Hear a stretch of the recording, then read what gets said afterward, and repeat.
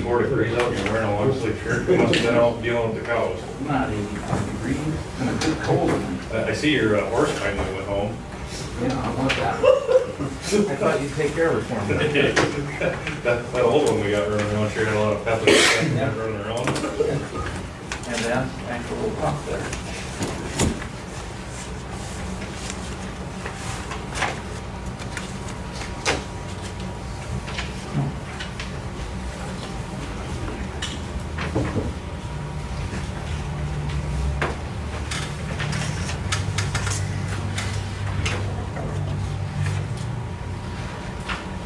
Read your signature, Tom.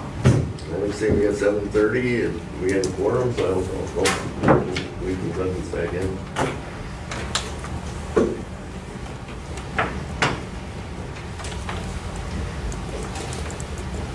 Hell, we were waiting on you, Debbie. More or less. Okay. At 7:30, I call the meeting to order. Start with the pledge of allegiance. I pledge allegiance to the flag of the United States of America and to the republic for which it stands, one nation, under God, indivisible, with liberty and justice for all. This item is open forum.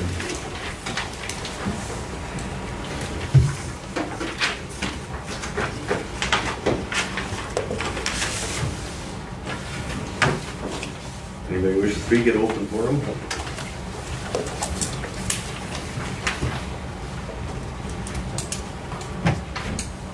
I'd like to propose something. I don't know if I can do it, if this is even legal to do it as a board. If we can do it without Scott here, I already emailed him on it. This past couple months, we sold 2 trucks, and we bought a 3/4 ton truck in trade. The new truck that we purchased, the 3/4 ton Chevy, was it an 08? 09, for $11,840. The 2 trucks we just previously sold brought in $21,600. So take the $21,600 minus the $11,440 for the new truck that we bought. There's $9,760 left over, if you will, if you follow me here, of profit. It's not profit. We're just moving inventory. I'd like the board to consider possibly writing Dan Hiller a check. He came here, he got the trucks with his guys and everything else, you know, for maybe a 10% commission on everything. They didn't charge us anything to sell the trucks. And to be honest with you, I think we did pretty good on what the trucks bought, considering what kind of condition they were in. Like I said, we gotta talk to Scott on that, but I'd like to see, or JC, sorry, not Scott. Unless you wanna make a I decision. guess I don't have a comment. Prefer not. So, but I don't know, that's just my thoughts, just trying to be fair with everybody. I mean, it's work marketing them, and the one truck was not in pretty condition, hadn't run in over a year, so just something to consider.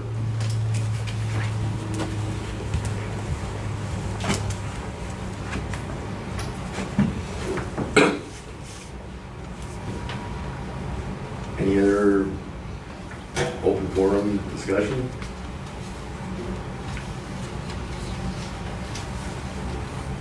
You can reply then.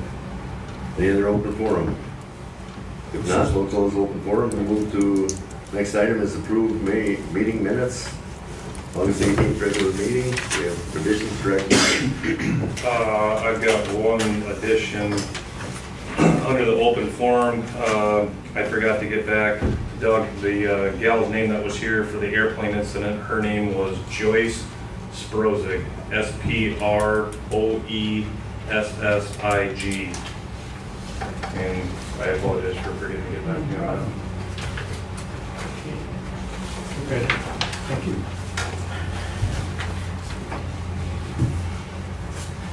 In response to that, I said that it was FAA, it's actually MnDOT Aviation, or Aeronautics, controls the private airstrips. They're regulated by MnDOT Aviation, Aeronautics, and what's that here, the chapter 8800 Minnesota statutes, parts 1400, 1500, and 1900. And If you, like, I can make a copy of that and send it with you, so you can give it to her. Just so it's clarified that it's MnDOT, not FAA. And first item there, open forum, Joel Minks, were we supposed to take some kind of action on that? I just wanted to verify if we're gonna be spending money on a handrail out there. I think you were just asking us to look into that to get something done. I don't think we actually voted on anything. No, there was no vote on it, but yeah, I think it would be a service to the older folks trying to get up the steps, so I think something should be done. Yeah, absolutely. I just wanted later on in the meeting, is that something we can? Yeah, let's add take that to the action? agenda. Okay. With, I believe Mr. Henson is gonna give us a little report, so Okay. add that. Anything else saying to the minutes of the August 18th regular meeting?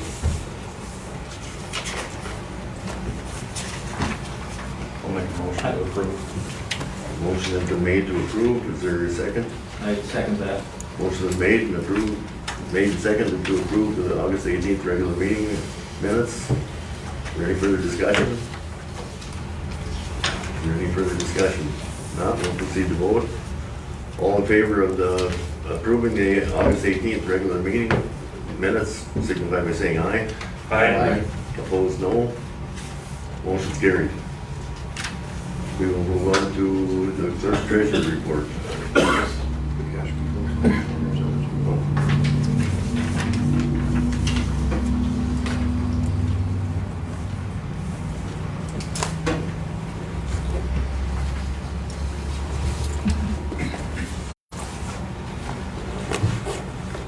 Sitting here without my cash control statement. So that, do you have that, Gene? No, I'm sorry. I have. It's still coming down. Sorry. You need it right now? I can go on. Cash controls. I'm gonna go through some of these others. We have the, Here's the one when you, after you shifted the gas. yeah, okay.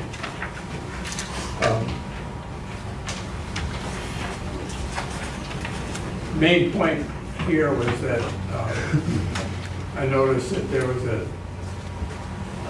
seemed to be a problem with the road and bridge fund being low. And on investigation, discovered that I hadn't allocated the tax receipts properly to put enough into the road fund.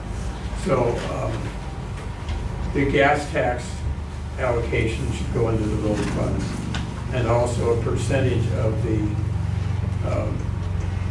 levy that we received in June should go in there. I put the gas tax in, but I have to find the exact percentage or the exact number that needs to come out of the general fund and go in there. But that will make that road and bridge fund a lot healthier. It was looking a little slim. When I looked at it today, I thought, wait a minute, there's something not right there. So just seeing if there were things expenses I had allocated in there that shouldn't have gone in there, but it turned out they were okay, but it was revenue that I wasn't putting in there properly. So we'll get that straight, and next time we'll have that, the allocation from the tax levy will go in there too. And that will be a proper reflection of what that should be. But right now it's sitting at 375,000 and change. And the general fund at 134. So those are the main points there on that. And then the payroll, fairly routine. Total payroll for the month was $4,300, $43,31.25. There was nothing unusual in the payroll. Last month we had the the election that was also included. This month is just staff and meetings.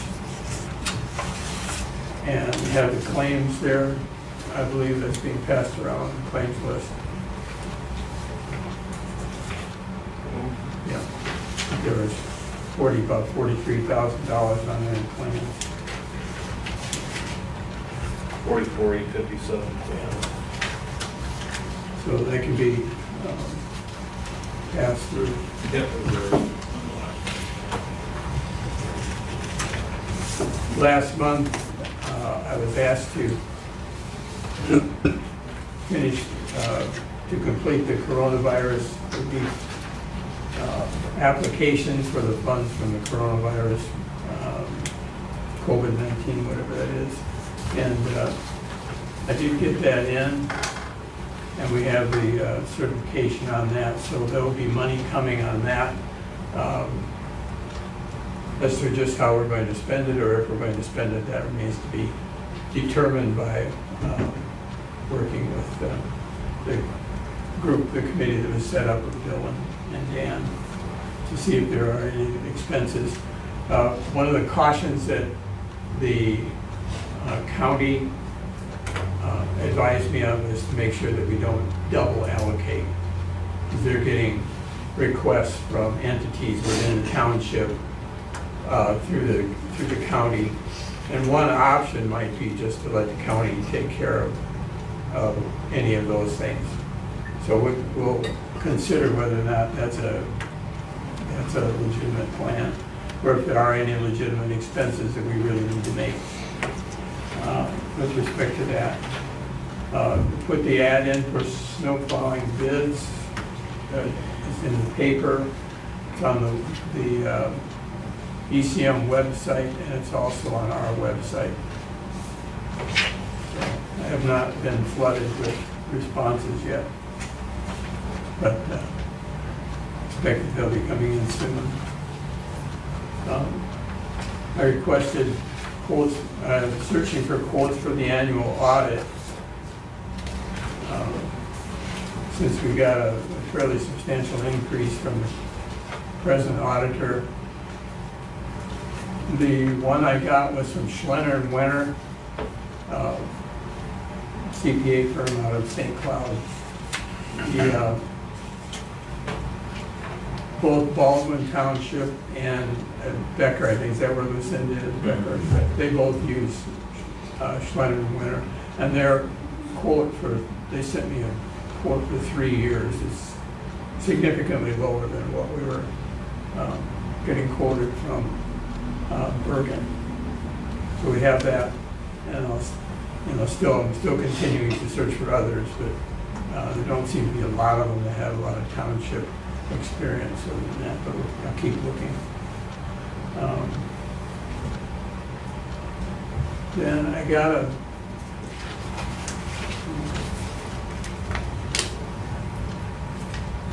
an email from a resident. Asked if we could put the email addresses for the supervisors on the website. So that, I think, is just a matter of you guys saying, yeah, I'll put mine up there. I know when we started developing that new website, we were talking about each of us getting our own, like, a township email address. Right. Yeah, if you want to do that, we can get that based off the website. We can get that. I prefer to do that than my personal. Okay. I'd agree with that. Okay. I want to send Bill spam. Pardon me? I want to send Bill spam. Okay. But I will see. I think we can get 5. I think we can get 5 emails in our current situation. So I'll verify that, and if we can do that, then we'll set those up, and if that proves to be acceptable to you, then we'll put it out there. And then we got a message from Dylan Hayes at Mille Lacs County Environmental Resources about the Great Northern Trail.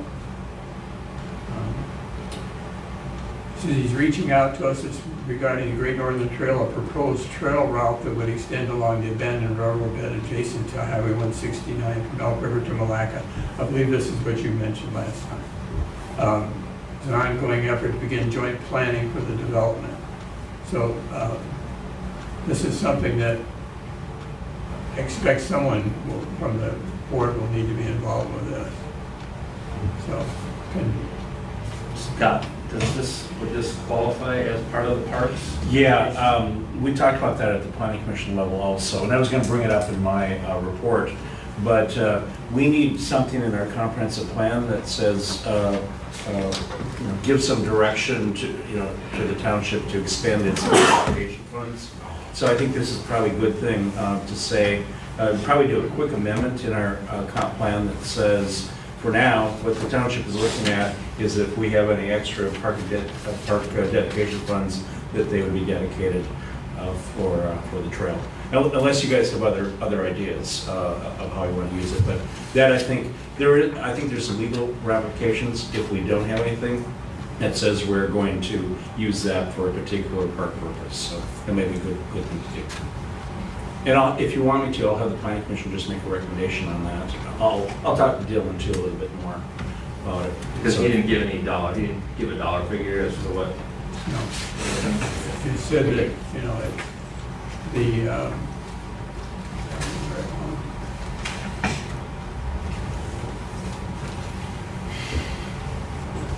papers I'm shuffling here. So just let me know if you have any interest in participating or if you have any questions or concerns. There's no money figure associated with that. Could I ask what is the balance in our park fund? Park dedication fund is $13,796.31. I believe that 31 cents is what you contributed, Rachel. Is that, that doesn't include some of the more recent development stuff? It does? No.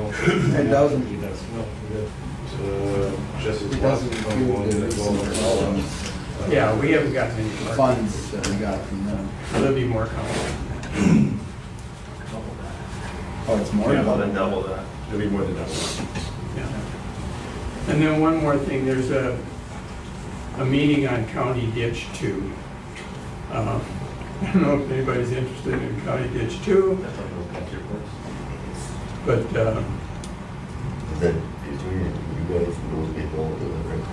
The county ditch here. Well, there's a couple of them. Yeah, I think I'm on ditch 1. Where is ditch 2? anyway, September 24th at the Lawrence County Boardroom. I've got that information here to participate in that. And then the final matter, there was a complaint filed with the Minnesota administrative jurisdiction about an election violation going back to the March Township Board election. That's been, I talked to Jason Hill about that. He turned that over to MAT, and I talked to the attorney from MAT, and he said, let's not discuss this anymore. But I already had it on the agenda, so I figured better at least say that. But there is a complaint, and it'll be, we'll be talking to the attorney about it, but he said, I should not be discussing it with anyone, so I won't. Okay. And that's it. Okay, we have to act on the cash control statement, August payroll and claims for approval. Should we do this one or individually? As one. As one? Make a motion to do this one. Motion been made to approve cash control statement, August payroll and claims for approval. Is there a second? I second that. Motion's been made and seconded. Is there any further discussion? You've heard the numbers. Their beginning balance of $623,000 and ending balance at $565,000. And there will be adjustments made. and there will be some adjustments made. Basically, the numbers are gonna stay the same, but where it is gonna be shifted a little bit. And we will also, in October and November, we will be seeing another, when the second half property taxes come in, we get another check from fairly substantial check from Morris County. Is there any further discussion? If not, we'll proceed to vote. All in favor of approving the cash control statement, August payroll, and claims for approval, signify by saying aye. Aye. Opposed, no. Motion's carried.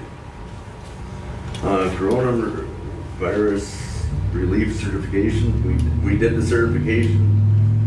Do you, subcommittee, have any? I have some things coming up for my fire board report. We can discuss it now, or I can wait until the fire board report. You can move down there.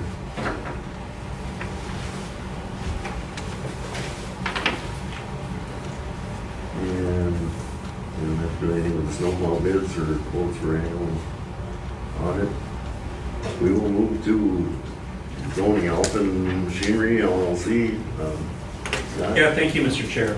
Tom Student has made this application for an interim use permit. It's for a home occupation for the rental machinery and equipment at the family farm at 9014 45th Street. The property is zoned AC Ag Conservation District. Planning Commission looked at this request for an interim use permit at their September 8th meeting and recommend the application with conditions that are listed in the report. There's also excuse me, a resolution in front of you this evening to act on this interim use. Thomas has gone through and explained what they're looking at. Of course, Thomas is sitting here with us. He'll have to recuse himself. He explained that the equipment was being stored in the front yard by the silage bag. The skid loader attachments are stored there year-round, and the machinery rental business adds 3 machines and a couple trailers in the front yard that were not there before. We're recommending that, a couple things about it. Within the AC district, ag use and farm buildings are permitted use, and the machinery that is being rented is found really is what you find in any typical farming operation anyway.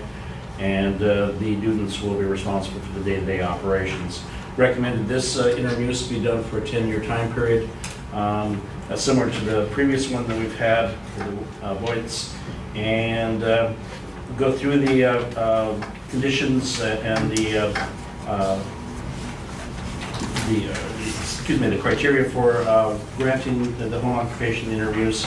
And the Planning Commission did not have any major issues with this. And except for a slight change to the conditions that, again, reflected in this, that the business will be for rental purposes and for ongoing sales of equipment. Thomas has indicated that from time to time he will be selling equipment just as you would find in any typical ag operation. And the Planning Commission is comfortable with that. So with that, any questions? And again, there's a resolution in front of you for action tonight. Yeah, that resolution number what? Haven't signed 26. 26. We have before you the resolution number 26, would be 2020-26. Resolution establishing finding of fact and resolution of the Board of Supervisors request by Thomas Wooden of Alphen Machinery for an interim use permit for the law occupation for the rental of machinery and equipment at 9014 45th Street. Is there any discussion, any questions? If not, I'd entertain a motion to accept or to grant or I approve the motion to accept the resolution establishing request by Thomas Student of Alphen. You want me to read all this? Okay. So establishing this resolution that we just discussed. is there a second to that motion? I'll second that motion, but I'm still curious why we make businesses go through this when our township historically really doesn't do anything additional for businesses in the township. You know, Kevin Walls lives right down the road there, and since they've gotten their antique store, their property taxes have gone through the roof, and he had to pay for his own dust control on his road. So why are we why are we kicking people that are trying to have the American dream and having their own business at home, kicking them in the shin and charging them money and then not doing anything else for them? I mean, I'll guarantee you the township's having problems or the township ain't gonna help them with money. County sure as hell isn't. What are we doing this to our businesses for? How you gonna respond to that? The reason it comes up is because somebody files a complaint that there's business being done. And so the easiest way is to get the IUP or CUP and So we've got an accurate record of how many businesses are in our township? How many people are buying and selling stuff out of their house? How many people are doing stuff on the side? How many Mary Kay consultants, how many Tupperware? Yeah. Typically, you don't have a full accounting of all the home occupations. I'm very aware on this. I mean, I've been through this down with the auction company, and I think conditional use permits, IUPs, I think all it is a fundraiser because nobody does anything extra for the businesses. I mean, during the COVID deal, I mean, counties didn't offer to waive the additional taxes because you're going to get hit at commercial taxes. They're not going to rezone you as commercial, but you get to pay commercial taxes. So I think these are a joke, but I second it for you to get it. That's your concerns too. Okay, motion's been made and seconded. Any further discussion? And I do agree with you. If you guys agree with me, can we just do something in the township and with the planning commission? We can take a look at the ordinance. Can you There's deny certain the permit and just give you the 10-year blessing? I mean, I just don't want to see his property taxes go sky high, or, I mean, even with Kevin where he's getting, or the gal with Shepherd Sandy, I mean, you got people that are, I mean, they're glorified hobbies and they're getting nailed in taxes. Right.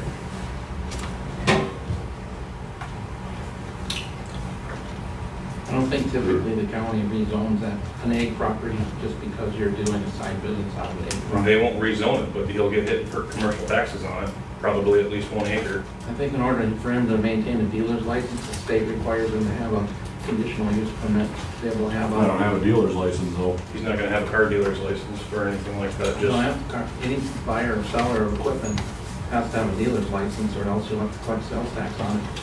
He's not selling, you'll have to pay sales tax when you purchase and you have to, it doesn't exempt you from sales No. tax if you don't have a dealer's as an license. individual, they can set up a sales tax ID number for themselves and not pay sales tax on it. The only stuff I'm honestly selling, You know more on that. He'll have to get a dealer's license if he wants to avoid the sales tax problems, and the conditional use permit will be required as part of that. the only stuff I'm selling would be the farm machinery that, I mean, I just took a trailer load of Construction auction. equipment, if you're selling construction equipment to non-farmers, you have to collect sales tax on I'm it. aware of that, but I'm not selling construction equipment. Well, when I came to the planning commission meeting, you talked about selling excavators, so Well, yeah, I sold the one that I had and it was just too big. I Yeah, understand that was that, but $1,400 who you sell that to, if you sell it to a non-farmer, they're not exempt from tax. Okay, the motion before us is that we approve the resolution granting an interim use permit. Is there any further discussion? If there's no further discussion, we'll proceed to vote. All in favor signify by saying aye. Aye. Opposed, no. I will abstain. The motion is carried. Now we can discuss if we wish to put this to the planning commission and Mr. Richards for looking at some exemptions. Sure, we can certainly take a look at that. Do you need that in the motion, or? Yeah, if you would, please. I'd make the motion that the planning commission look at the, I second that. Motion's been made by Mr. Miller, seconded by Mr. Whitcomb, that we have the planning commission look at our interim use permit requirements. Is there any further discussion? Is there any further discussion? If not, we'll proceed to vote. All in favor signify by saying aye. Aye. Opposed, no. Motion's carried. We will have the planning commission review the requirements for IUP. Thank you, Mr. Chair. Next item I got is the zoning and subdivision ordinance amendments. You looked at this briefly, and I believe it was July, just authorizing the planning commission to move forward with this. This came about, you might remember, with the issues that we had with some of the recent subdivisions, where we had language that said that if you just have a straight frontage is on a curve or cul-de-sac, the lot width only need to be 66 feet. The attempt was to take a look at that and provide some updated language. Also, as part of that, we said to take a look at cul-de-sac requirements, some minimum buildable area requirements, and then clean up some of the language just to clarify our process for lot splits and boundary line adjustments. So if you take a look through the memo that I have dated September 10th, those items that you can see what are crossed out or the language that's bold, that's the new language. So one of the things that we talked, and the planning commission went back and forth quite a bit. We had some help from Craig Wensman, who lays out a number of lots, from Michael Trunk, also is local, and looked at some other ordinances and so forth, and came to this language which I think the planning commission was comfortable with. Not changing the minimum lot area of each lot, and I'm talking about the R2 rural residential, ag conservation, and commercial industrial district. But we are taking a look at where we measure the front building line. So instead of 200 feet at the front lot line, we change it to minimum lot width of 200 feet at the building setback line. Planning Commission felt that was a good idea, because that's where you probably have the house, your buildings, and make sure that you've got the required lot width at that location makes more sense than at the front. And we also still then require the minimum 66 feet of road frontage that abuts a public right of way for any lot. So you need to have a frontage, and that fits well with the cul-de-sac issue. Bill had brought up before the meeting the requirement D. We didn't discuss that one, but we have for lots of front public bodies of water at the high water mark be not less than 150 feet. That's just part of your ordinance, and we can take another look at that. This is just first reading of this ordinance, or you waive first reading, and next month we'll look, come back to that. But I'd like to explore that a little bit more. So, but I think the Planning Commission was comfortable with all the other requirements, making that point where you measure from at the building setback line, and talking to a lot of other areas that or townships, cities like Nowden that are have similar type of development. They're all measuring from the building setback lines to the front, and it gives more flexibility. I think Craig would attest to the fact it gives more flexibility in having better lot layouts too. So it's positive all around. Cul-de-sacs. There's a couple points there. There is the language that prohibits cul-de-sacs in the River Conservation District. I sent a message to Mark Anderson, the DNR area hydrologist. He said he was going to get back to me last week. He hasn't gotten back to me on that. So I guess I was just asking him, is there any reason would the DNR have a problem if we took that provision out? That we then would allow cul-de-sacs within the River Conservation District. As you remember, the TMK developed the Woods Bush lot. They platted it as a cul-de-sac. They just built it as a hammerhead. So, and Dan talking at the Planning Commission, for the fire trucks, it's much safer to have a cul-de-sac rather than a hammerhead. A much better situation. Everything. I stopped and talked to the lady that delivers the mail down to my mom and dad's, and the post office, they're not supposed to put their vehicle in reverse. Federal. So I think we should look at that. So I think we should, especially in the River Conservation District. Yeah. I don't even think I think everything needs to be a through street, honestly. I mean, just putting cul-de-sacs everywhere and these dead-end roads, yeah, the rest of the township, there's spots I can see, Scott's development he's proposing. Okay, yeah, I can see that, but you get down to the River Conservation District, I just don't foresee cul-de-sacs everywhere and dead-end roads everywhere. I'd rather see the through streets and...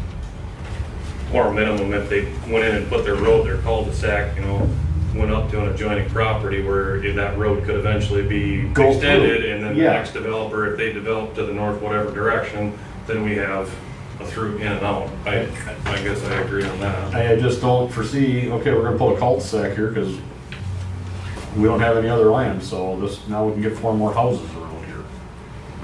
The issue is though, is we've got a non-man-made barrier called the Rum River, and that's the problem. it's not that we have, there's no way to continue a street or a road through, because unless we're gonna spend $1 million, $2 million on a bridge. Yeah, just, additional language related to cul-de-sacs. The one thing also the planning commission discussed, we have the 1,400 foot requirement, but I added language, and that's roughly in the middle of page 5. Town board may allow cul-de-sacs of a longer length if no other access points are available to develop the lots. And that's what we see along the Red River, or the Rum River, in that, there are, you have the ability to get in lots that meet all the standards of the zoning ordinance in the River Conservation District, but you can't get to them because the cul-de-sac is going to be too long under requirements. So I think giving case-by-case basis approval with subdivision review, having Todd look at it, does it make sense for some of those cul-de-sac lengths. Again, giving the ordinance a little bit more flexibility as language. We said the planning commission thought was a good idea, and I guess we're comfortable with. Then we also add those provisions related to, you can't just willy-nilly put in cul-de-sacs just to obtain cul-de-sac lots. There have to be a reason, like a through street is not physically feasible as being one of the criteria. So I think this is probably a better situation. And then I will look at the, between first and second reading, I'll try to get a hold of Mark Anderson and again explore the reason why that there's that prohibition of cul-de-sacs in the river conservation. Scott, before you go on, could you explain what does that mean, C, lots on the cul-de-sac aren't exceeding the zone district minimum lot? So 25%. What the A, B, and C, permanent cul-de-sac streets should be only allowed if one or more of the following criteria have been met in that previous sentence. So you have to have one of those situations. Let's say they decide to just build lots that are larger than the minimum standard by 25%. That's one of the criteria for it. I don't think it's going to come up that often, but it's just one of those standard criteria that we see in ordinances. The next is minimum buildable acres. If you took a rectangular lot in the R2 AC districts and so forth, the buildable area remaining is 1.25 acres. The R1 district already requires a minimum lot area of 1.25 areas of upland. So we've suggested that we add that provision of the 1.25 acres of upland included in the R2 district, rural residential district, and the agricultural conservation district, and the commercial industrial district. I don't think that's going to come into play as much because we now have that different method of measuring the lot width. But again, it's something that we discussed and felt was reasonable. And then, sorry. With that buildable area, that's including the setbacks, but the septic systems can be outside of those setbacks. yes, exactly. Yeah. Well, outside of the building setbacks. So you're saying just the buildable acres, you're not saying it has to be contiguous? Not So in this provision. You could have 50 square feet over here and 500 over here and 300 over here, and you could add them up to 1.25 acres. The way it's worded now, you're right, and maybe we need to think about that as far as contiguous or not. Because there's provisions in the river conservation where a certain level of a certain number of acres have to be contiguous. So maybe I'll think about that a little bit more. That's, I think, the intent of that, it just doesn't say that, so that's a good point, Jim. Because otherwise you could have a septic system separated from the house, and if it's going through a swamp, Right, you got, the freezing of time is going to separate it, and pretty soon you're going to be just still in the swamp. that's a good point. Okay, I can add that language. And then finally, the sketch plan review process on page 6, just adding some clarifications there. One thing we're saying is that we've had a lot of these small subdivisions, and you'll see in the dark, plats containing 5 lots or fewer shall not be subject to the sketch plan review process. It just adds another level to the process, especially if they're just doing it like a 3 or 4 lot, 5 lot subdivision, or 3 or 4 lot subdivision. It doesn't make sense to take you through the whole sketch plan process. That's more for the Jesse John Doe type developments where we're talking 10 and 20 lots. So that's just simplifying the process here. And then one thing that the Planning Commission discussed a lot, and it's starting on page 8, we've had a lot of these just 2-lot subdivisions, and we're taking them through this whole long process, and the lots are meeting the requirements. There's no issues with them. We're taking them to the Planning Commission and the City Council. The Planning Commission thought that if they meet all the other requirements and you have 2 buildable lots, 1 lot into 2 lots, it can be done by administrative subdivision. That the zoning administrator take that action. And then the same way with boundary line adjustments. You're just moving the line, from, within 2 lots. We had one of those that, again, we took them through that entire process. It really wasn't necessary. So, again, you'd still have to go through a process, still have to be reviewed, but it'd be done by the zoning administrator. So those wouldn't come to the board at all, just so that we know what's going on in the township? What we could do is, we could just, when I do my zoning administrator's report, I can just report them.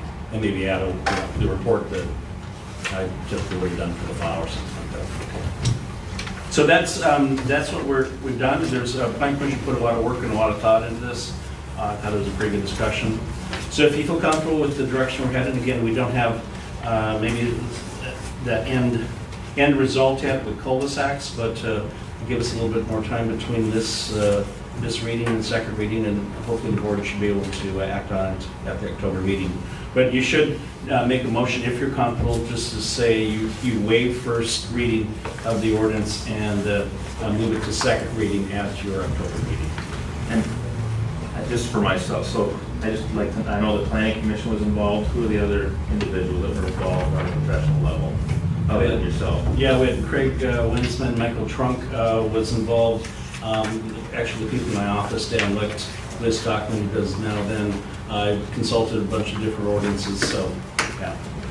Hey, Scott, can I mention one thing? As I was sitting here reading, you struck line, for boundary line adjustments and lot splits, section 100.2. Right. 2, we struck out A, which had a 5-acre requirement, which I agree that it makes sense to go with the underlying zoning minimum acreage for simple lot splits, taking one piece and splitting into 2.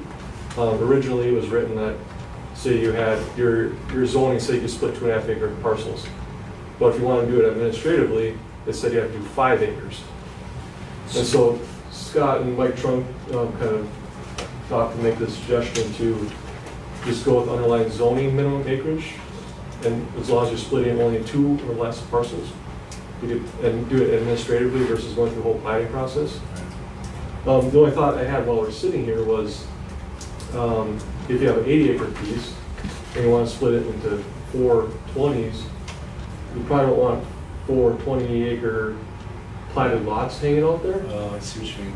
So I didn't think of in the larger scale, I was Yeah. thinking more the residential So scale. I'm not sure if you keep this, you don't have to add that line back in there, but I was just making notes here in section 100.202, and I'm looking at the ordinance resolution now, Okay. where it would say, the approval shall be subject to the requirements found in section 100.202B, subdivision of, this is where I might add, subdivision of properties 10 acres or less, or 20 acres or less, whatever you decide, and into 3 lots or more, would require a plat. So that if you got large acre pieces, you're not platting 20 acre pieces, Yeah. 10 acre pieces. Good point. Yeah, we can take a look at that language. Okay.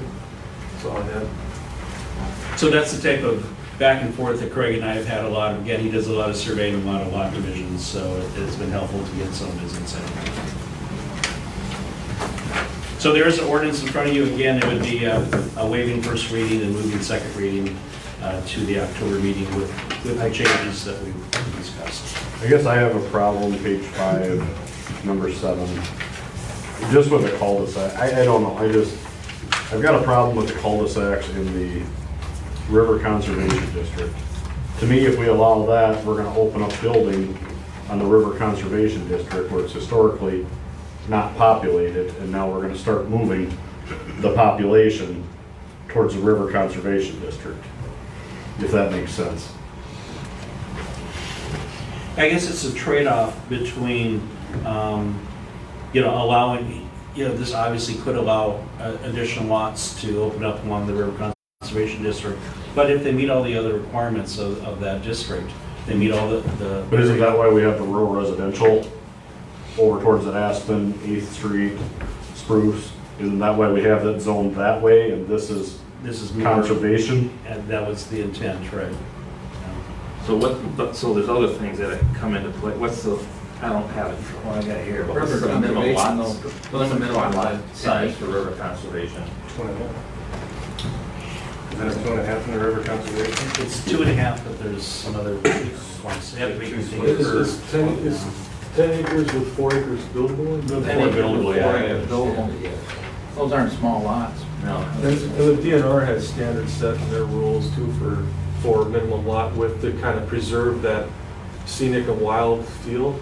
And that's, So they are 10-acre lots, that's correct. With 4 contiguous buildable acres. In the river, that's what it River is, conservation, zone in the There's river. 10. Yeah, it's 10 in the river conservation, okay.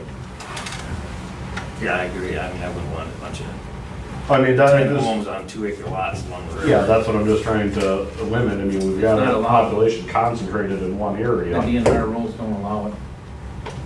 Don't allow the smaller lots. No. Right. Yeah, so we can go smaller. So again, Where I brought up the cul-de-sacs, it was more just for Jesse, where they're putting in that hammerhead, and I looked at that, it's like, that's just sidestepping something, so I mean, and that's not a safe alternative. I mean, if we're gonna allow roads, then we should be able to put them in or I just. mean, the do it. cul-de-sacs for years and years, yet we just put a moratorium on it, put a moratorium on it, put a more, like, Jesus Christ, guys, make up your minds. But what I'm coming from is with the cul-de-sacs, I'd rather have a buildable versus dead end. I mean, just from the plowing aspect, okay, now you gotta try and back the truck up a half-mile road, end up dumping it in the ditch. I mean, they do it in mine. It's like, just come in the yard, turn around and go back. I'm looking from a safety aspect with the school buses, the plow trucks, your fire trucks. Yes, yeah. I mean, I'd rather see us making through roads, if feasible, rather than just, okay, here's a cul-de-sac, so we can get 3 more houses in there. I mean, our job isn't to make money for the builders, it's, Cul-de-sacs are used by builders because there's nowhere else to go. what's that? The cul-de-sacs are used by a builder because there's nowhere else to go with the road. Well, I mean, sometimes it's just so you can squeeze more houses in an area too. Well, I'm totally against cul-de-sacs, because I drove enough in Elk River after snowstorms and stuff, and every time you came into a cul-de-sac, the snowplows went straight in, straight over here, and they had a pile in the middle. If you came in and you tried to make the loop in a cul-de-sac, you were screwed in the middle, because that's where all the snow was. Until they came back 4 hours later, 6 hours later, and plowed it out. And if you went to Ridges of Rice Lake, and Ridges, they did away with cul-de-sacs and everything, they became loops. And it works so much better. You come in with a plow, you make a loop, you make a second loop, it's clear, you're done, you leave. Anybody can get in there, you can make it whatever width you want, you can put a little It's the side garden or something in the middle. I mean, I've seen the other aspect too, and lived in the city, and I can see exactly where, there's a community sense. Kids can go actually walk and play in the street. I understand that aspect. But that's the problem with the loop, is that people think, well, then we'll put a park in the middle, and then kids are gonna go into the park. True. Crossing it, and it's, it creates a problem, right? It hasn't. But I'm all for putting loop roads in rather than cul-de-sacs.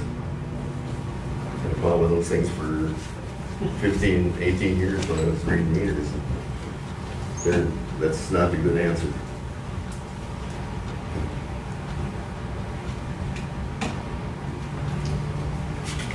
I mean, we got a few. I know we got, was there one in Den High and, There's cul-de-sacs. yeah. Oh, we have several, but most of them aren't our current standards. They're small. They're way low. Yeah, Way they're like small. 55 feet. Yeah. I think the only ones are up in the area that we just paved, those are the biggest ones, I think those are 90. Up in In the our, third in our requirement, the 66-foot radius, right? It's 55. 55, so it's 110-foot diameter. It's a lot of blacktop. Yeah. I know, I guess I'd like to see something slated in there with the cul-de-sacs being allowed to intersect with another through road rather than creating another dead-end road. I think that's in our provision somewhere. But the problem is we've got developments out there that have got dead-end roads or cul-de-sacs that have proposed through streets that have been there for 25 years. I mean, if we're I'll start allowing these things, we need a better comp plan with actual proposed roads like we've got up there, which I don't see ever happening, the whole, the commercial layout.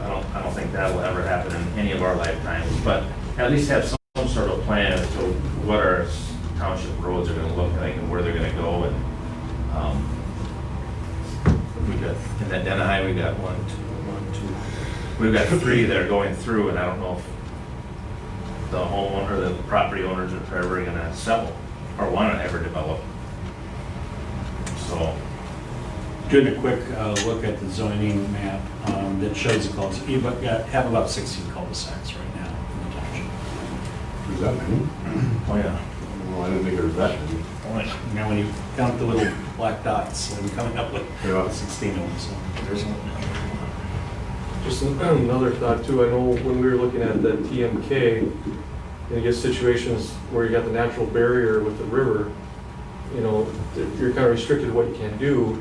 And if you, in that case, you want to force a through road, we build another 2,000 feet of road, which is another long-term maintenance burden on a township to maintain.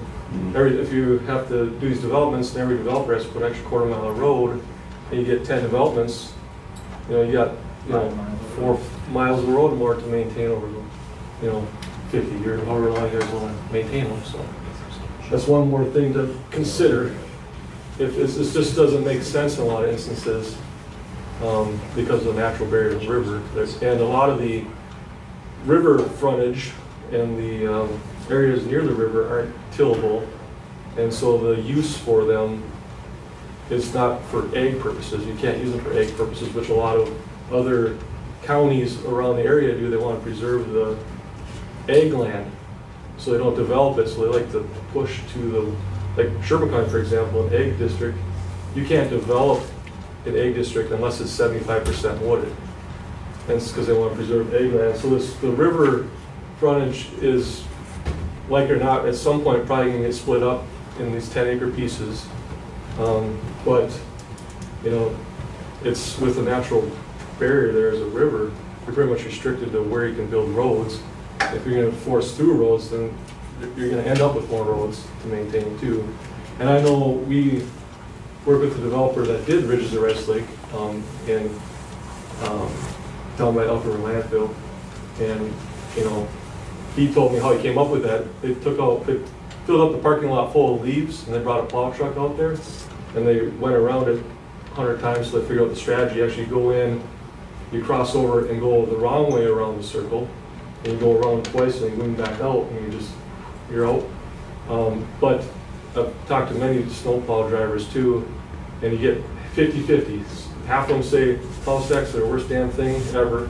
Half of them say that guy doesn't know what he's doing if he can't plow cul-de-sacs. So it's like, because I've literally surveyed about 20 plow drivers to get their opinion on when we're developing, what do they want to see? Because we also support different townships. It's like, we don't want to create a burden to our plow truck drivers. And I never had a conclusive yes or no on cul-de-sacs. I'm not sure if Todd has before, but that's kind of my conclusion. back and forth. Yeah. Depends on who the public works director is. Right.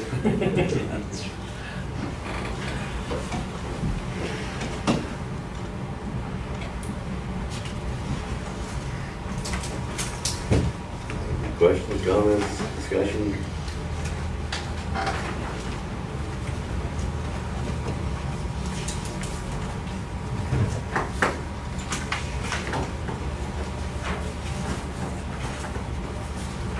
I guess I do have a comment, and it maybe doesn't relate here. The IUP reminded me of it.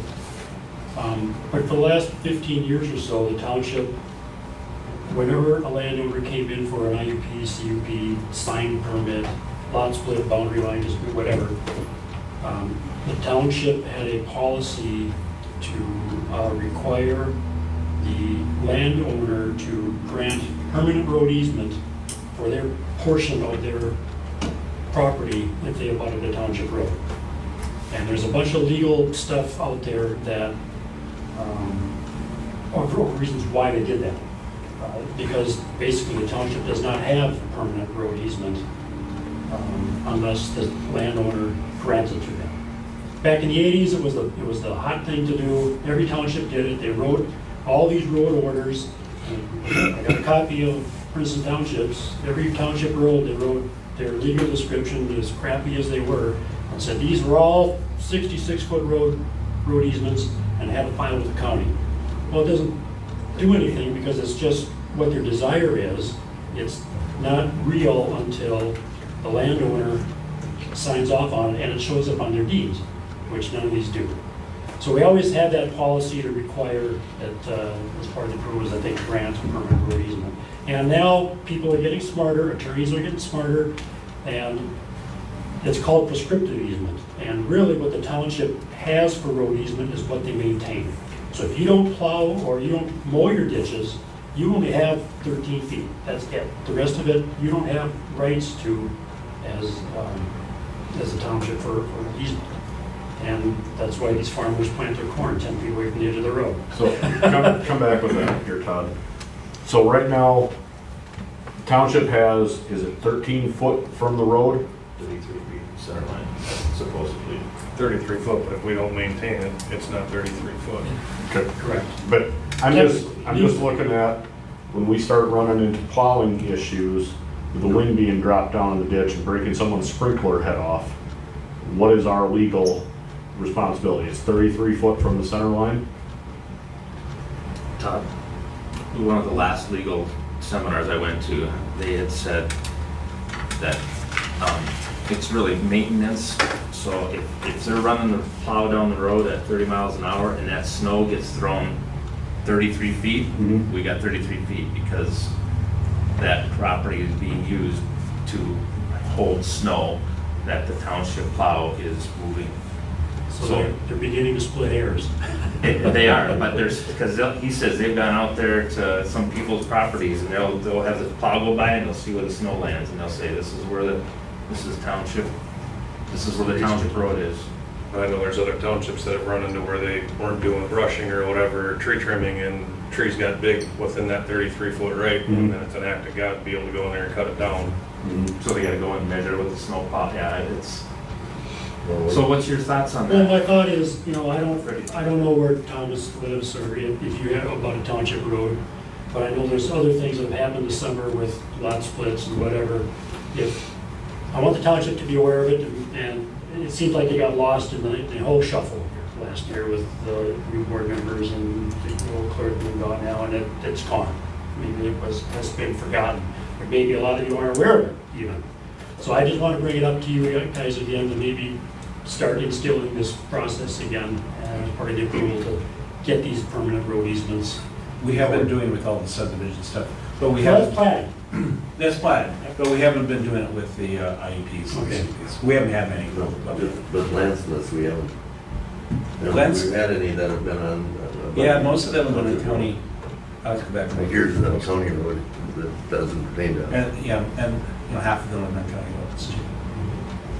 That's a good point. So that's it. That's all. Can you go back to that? So we've got a plan where we've got roads that are kind of designed that you guys were working on 10 years ago, or? I got a map. I don't have it with me. Okay, and It those shows are all these lot recorded, splits for not the past recorded, or 20-some years. Anything that's gone through the legal process is we've required the 33 foot easement. So if anything would happen, we can go back and say we've got legal claim to it. We don't have to buy it. We redid 40th over here, 40 Greenbush. Luckily it was Sanford that owned most of that property. He was on the planning commission. He said, yeah, go ahead, we'll give you easement. But the one gal in the corner over there refused to do anything, so we had to stay off her, that corner of the property. So there are issues where it comes up, and the township has just been trying to collect these through the years.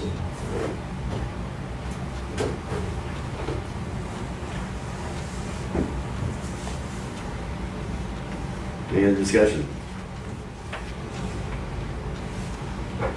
So Tom, do you want the planning commission to re-look at the whole cul-de-sac process, or what are we feeling on that one?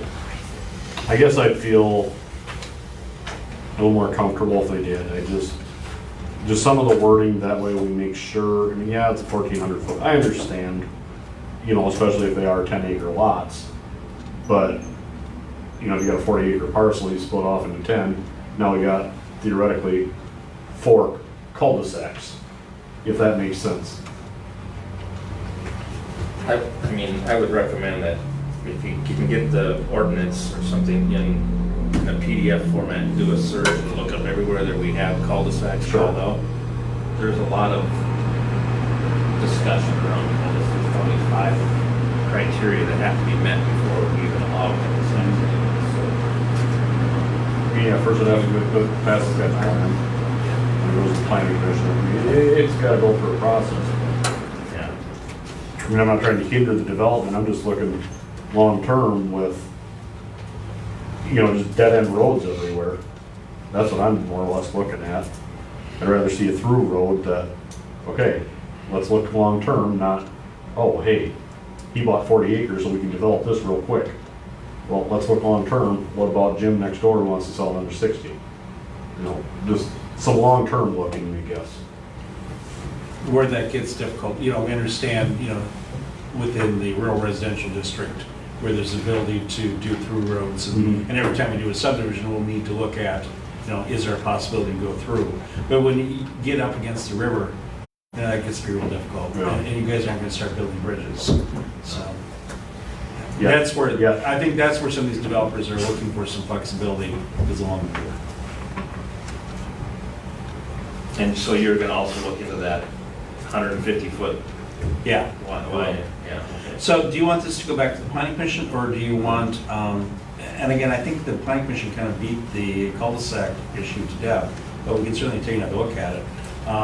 Or do you just want to, you know, have me do a little bit more research on things and then just bring it back to you at your next meeting for a second meeting? I guess I'd feel more comfortable with that. I mean, they've done their work on the cul-de-sacs, because we went from absolutely none to, okay, hash it out, where are we at, let's do something. But no, I guess I'd just like to see your take on it, kind of what we're, maybe a comprehensive, here's what we're doing rural residential, here's what we're doing everywhere else, the R1, R2s, the river conservation. I guess I'd like to see. So break it out. Yeah, just so we can zones. kind of see, okay, here's what we're doing in this area, here's what we're doing in that area. And it also gives you time to hear back from the DNR and what. Exactly, Mhm. yeah. So if you made any kind of changes, or is it still acceptable as first reading? Yeah, And then certainly. over these. You can make changes between first and second reading. Otherwise, I'd approve first reading. Is that your motion? I would move the motion to approve the first reading, but I'd like to see some, you know, if we're not putting our blessing on it just yet. Motion's been made to waive the first reading with the suggestion that there be some improvement. What's up? I thought you said approve the first reading. It just, Yeah. I would say, for the record, it should be waived first reading. Okay. When you say first reading, you would want either Gene or I to read the entire ordinance, which we really don't want to. So you're waiving first reading, and Okay. then No, moving on to the no, I second. I know what I said. Okay. Gene? No, Okay, Page 1. Page 9. but I want suggest that- Doug to narrate it though. We'll say the motion has been made to waive the first reading with the suggestion that there be some fine tuning. Is that acceptable wording? Is there a second to that motion? I'll second that. Motion been made and seconded to waive the first reading with the ability to tweak some of the language. Is there any further discussion? Is there any further discussion? Yeah, sorry. So the river conservation, it was just, it doesn't look like there was anything done on the river conservation. It wasn't, no, so all those standards of 10 acres still remains the It's same. been 300 feet. So, okay. Is there any further discussion? No, you believe they're still crossing out the line of no cul-de-sacs, right? Right, well, there is that one change, at least for now. Cul-de-sacs We are can not change that permitted to in river the, conservation. change that in the second reading. On page 5. That is, they're going to be permitted. That's going to be, That's what's going to be discussed. it's going to be discussed yet, We'll see or here from. That's every meeting. is there any further discussion?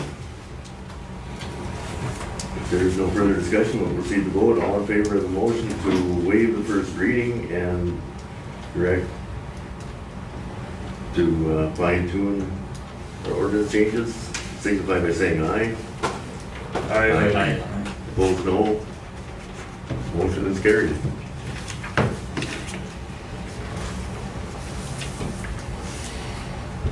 Old business, Princeton Township reopening preparedness plan. We'll skip on. You got the old agenda.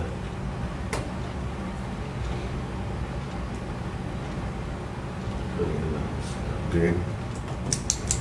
All right, we'll go to 82nd and 33rd project update. Yeah, 33rd Street, 82nd Avenue Road Improvement Project is completed. I hope you've all had a chance to drive over there and see those new roads. Project went very well, I thought. There were no problems or no real issues, so that was good, considering we kind of started this process in December and didn't have a good chance to get out there and really inspect these things and see what they were like, and that was a good inventory of those. So what I've done, prepared for the board tonight is the first pay application, which is the final pay application from Knife River Corporation. The project base bid was $345,735. The final quantities for those base bid items came in about $25,000 under our bid, so we did well on that portion of it. However, there were some additional work done on each of the roads, mainly west end of 33rd. We added some dirt work and seeding and stuff on the steep inslopes. We had an issue on the south end of 82nd where we tied in with the existing street. We had some additional grading and cutting of bituminous to make that all fit real well. We had some bituminous driveways that were patched and fixed up, so that total additional work was about $29,000. So bottom line, we were about $5,500 over the bid, which on the $350,000 project is about 1.5% overage, which in my business is pretty darn good. So I'm happy with that. So that's where I am at with the final pay application. This needs to be reviewed by you and approved, and then signed for payment. And that'll wrap up this project, actually. Upon your approval, that will start a 2-year warranty period. That'll end in September of 2022. At that time, we will go look at the roads. If there's any other issues, we'll get Knife River out there and fix them again, because they're on the hook for 2 years. I wrote something down here about the final payment and the IC-134 forms, and I hope you understand that, Doug. There's state statutes out there that say that the township can approve a payment, but they can't send the contractor the check until you receive their IC-134 tax forms or any lien waivers. They haven't done that yet. We're still waiting for those.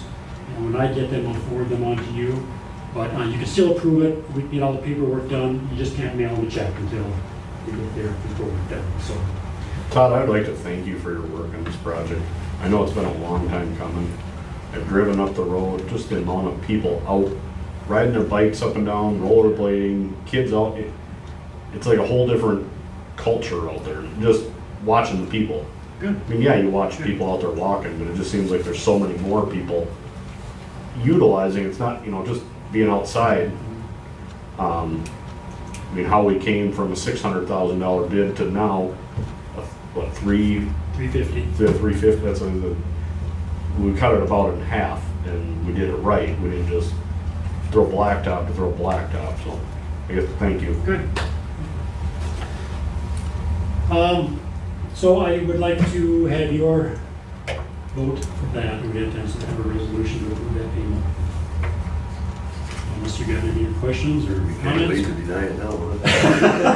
That's, no. Well, they still got to send the paperwork. We could just say it got lost in the mail.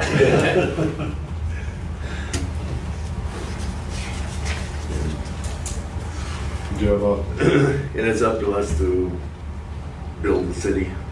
Yes. You have nothing to do with that.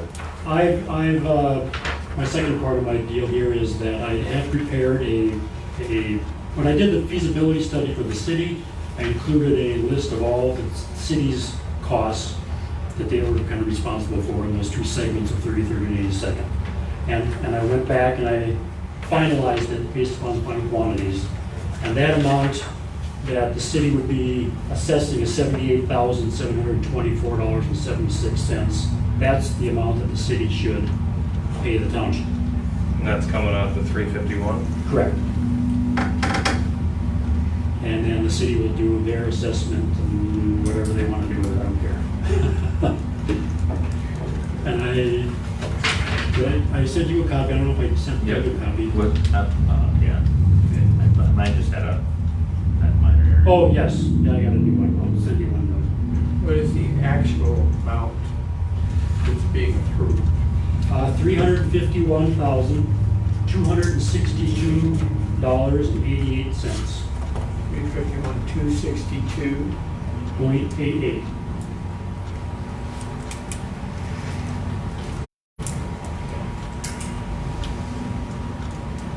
Sorry, could you tell me the city's portion one more time? That is $78,724.76. Thank you. Now, I don't know what the city, if they're gonna have any issues or problems with some of this stuff. I hope not, because this follows the same program that I had with them before. Who knows? I don't know what city said, so we'll find out.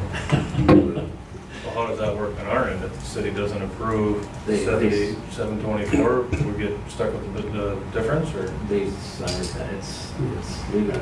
That's Yeah, I agree. That's in the joint powers. Well, I just wanted to make sure that there wasn't where he just made that comment, and said, wow. What I'm talking about We is, signed a joint powers Yeah. agreement with them. a year ago, August, wasn't it, or something? That wasn't until like March. yeah, March or April or whatever. I mean, that was when the initial meeting was like a year ago. Oh, yeah. August, Yeah. To answer your question, Dan, some of the additional work that we did on 33rd was we moved some mailboxes, even on 82nd and Southern, we moved some mailboxes. Well, technically, they're not on the city's portion. I mean, it's on the other side of the street. But I took these road segments as a whole. This is what I did in the feasibility study. The city pays for half, township pays for half. So I grouped all those quantities together. Don't know if they're gonna have an issue with that, if they're gonna pick those pieces out or not. But we saved them, I mean, we didn't do the cul-de-sac, so that was a Correct. huge savings. Yeah, I think the initial cost was like 82,000, so they're a little bit less because of that issue and whatnot, but it's $2,000. And they're included off in the school anyway, because it's. Correct. It's all The property. school district is taxed or assessed 100%. Which is too bad because the city's not paying a dime, which kind of burns me a little bit, but that's what they're doing. I would entertain a motion to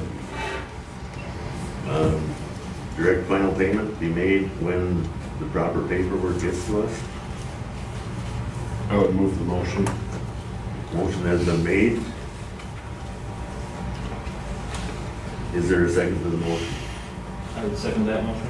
Motion has been made and seconded to direct final payment when we get the paperwork.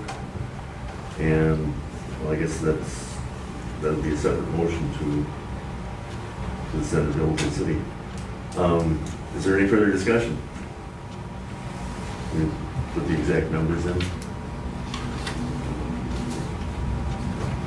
We got the exact number, $351,724.76. 262.88. Oh, Missed something. okay. Yep, 351,262. 351,262.88, Yep. I'm sorry. Gene's running out of fingers. I jumped from ours to the cities halfway through. Well, we can bill them for ours, we'll take it. Yeah. Is there any further discussion? I will say that I live on that road, and I want to thank everybody on this board and the previous board that helped this happen. And I want to thank the road workers at Peace River and the people that did the dirt work, the integrity that I saw on every day. It was amazing. I was really impressed. Is there any further discussion on the motion to direct final payment when we get the paperwork? You second? I Yeah, it was seconded. Is there any further discussion? If not, we'll proceed to vote. All in favor of the motion, signify by saying aye. Aye. Aye. Opposed, no. Motion's carried. We will direct final payment when we get our proper paperwork. Now, Princeton Township reopening preparedness plan. Do we have to do something with the bill on that? The last motion, do we have to do anything with bill in the Bill the city? city? Well, I guess I'd entertain a motion to bill the city. I'll make that motion. I'll second it. Motion's made and seconded to Cover that. bill the city. What's that? I better cover up that. For $78,724.76. Motion been made and seconded. Is there any further discussion? 78,724.76. That's correct? Oh, so he's got it correct. Is there any further discussion? If not, we'll proceed to vote. All in favor, signify by saying aye. Aye. Opposed, no. Second. Motion is Gene did. So theoretically, our share of that road for paving would be 275,000 roughly. Yeah, Roughly 272,000. 270. half of what we were told for Yeah. years. Yeah. Motion has been made, or as approved, we will submit this bill to the city. Thank you. Princeton Township reopening preparedness plan. Did you, who was it? I know I worked on it, I emailed it to Doug. Did we ever close? What's that? Did we ever close? No. Thought we took care of that last meeting. Yeah, we took care of that. Yeah, we had the motion, but is there any, we set that subcommittee up Well, no, that was, the subcommittee was for spending the CARES Act. for the CARES Act? Yeah. Any discussion on that? Well, this is a different, that's a different topic. The reopening deal was. Yeah, we covered it last month, but then I just went through and reworded it and emailed it to Doug. Okay, So, we've got that, it's on file. It's done, yeah, okay. Thanks, guys. Is, We just took the NAT template and then just crossed out a few words, inserted a few, and I got what the county was doing. Oh, yeah, that's right. we'll then move on to working meeting. This was brought up, I think, by a few of us, the supervisors, just mentioning that we should probably, over the next couple of months, start figuring in some working meetings. We feel that there's a lot of, I think Dan brought it up too, there's a lot of things that we need to get addressed outside of some of these meetings that we can discuss, and some of those would be the road agreements, comprehend, I handed out a list here, with number L on there, and we can add to this as we move through these, but possibly comprehensive plan rework, or maybe just parts of it. I spoke with Jason Hill on this, and I know this was something that was brought up last year around this time, that the comprehensive plan he was saying typically they'll look at it every 5 years, 10 years at the maybe the furthest out. Now I think we're 12 years into the same comp plan that we've had. So that's something we should look into. Also, it was brought up at last month's meeting, and I think I maybe mentioned it to Doug, that just our fee schedule, what we're charging for within the township. I don't know that we've ever really, at least recently, got a handle on how much we're bringing in from these fees that we're charging and how much we're having to pay out for people like Todd and for Scott. And because I don't know, I haven't talked to Matt on this, but I don't know that the township is here to make money off of fees for things. It's just basically to cover the cost of us trying to move permits through. So I feel we need to start looking at the fee schedule. Another thing, talking with Jason, I don't want to speak for him, but just a little bit of, I've been looking into our finances. I think we need to retain a financial advisor to see where we're at, because I really feel that we're behind the 8 ball big time. We haven't done anything with our money. Levies come for 12 years, and the one person, a few people I talked about, we've lost over 20% of our buying power in this township because we haven't kept up with inflation. And another item I have on here is road priorities, and that's those are some of the areas that we really need to take a look at. I know Todd had something back in 2014 that explained where we're at and what we need for just to maintain what we have. So those are just 5 of the things that, I mean, I think that's a pretty hefty load right there for our working meetings, but those are some of the things that I feel are most pressing, since, you know, roads should be our primary focus on maintaining and improving. And it's just really all I added to the agenda for, is just for discussion. Were we ever gonna set something, it was with him that we were gonna do the road tour, correct? Were we ever gonna redo that this year, or are we just gonna I mean, we're getting coming up on winter, so are we just gonna wait till next spring and do that, or? I think we should do it again. I think we should do it this fall, sometime here soon. I'm not wearing a mask, dude, so. No, well, that's kind of why, now we got a big truck, we can fit at least 4 of us in the one. Roll the windows down. Yeah. Roll the windows down. 3 and And there's a bed in the back, so we can sit in the back. And there's a desk back there. A desk, yeah. So, I think I don't know, bringing up the road report, I think we should pick a date and go with it, shoot for it. yeah. I mean, a Saturday would probably be work best for most of us. We just have to make it work. Sunday, we can get out of church. We move, What about Doug, can you split what's that your calendar? schedule? You probably don't want to work weekends. Well, it's kind of busy. You look at October, Well, at least get September to the top, maybe. Once we're done with.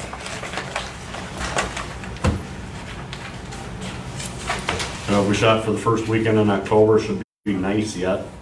3rd. Yeah. I can connect with you, Todd. Yeah, and see. yeah, the 17th I'm out. One of those 2 weekends, the 3rd and 10th I'm out. I don't know which one. So we'll figure it out.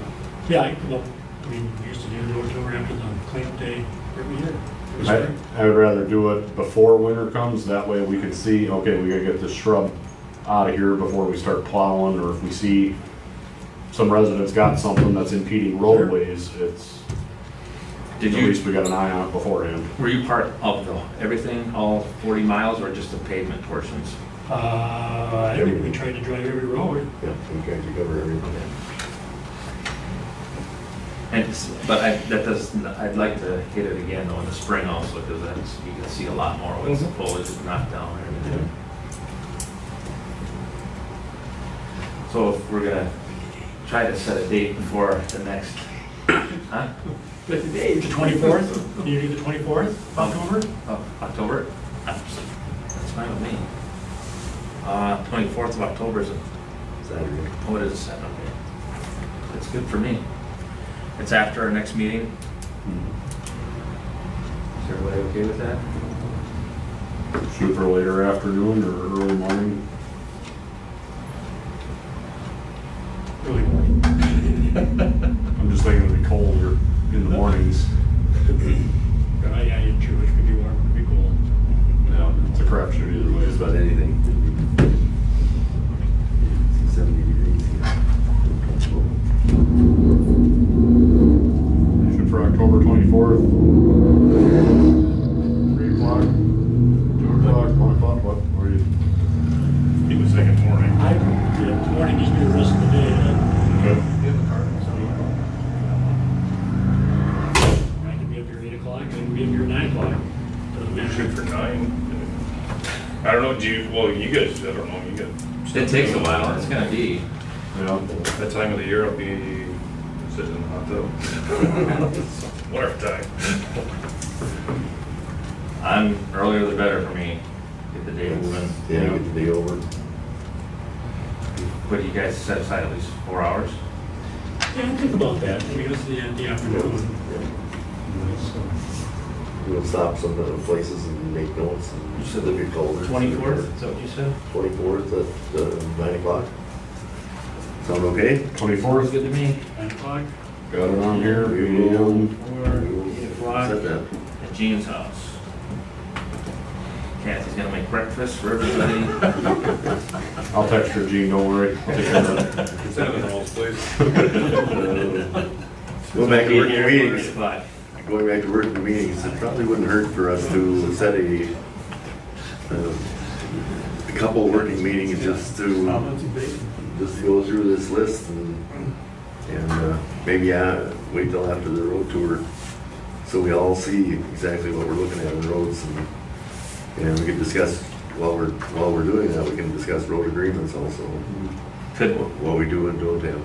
I agree with that. I just don't wanna let the year to keep going. It'd be nice to fit one in before the 24th, just because we have a comp plan, we can talk about the fee schedule and retaining our finances. We got 3 things there, right there, that will take us at least a meeting. I mean, how about the 10th? Do we have to do it on a Saturday? We could do that on a Tuesday night. When you leave Tuesday nights, well, I'm supposed to be at the fire The department 6th. Tuesday nights. The 6th? Like I say, Tuesday nights, I'm supposed to be back at the fire department. Oh, I got a firework meeting Tuesday night.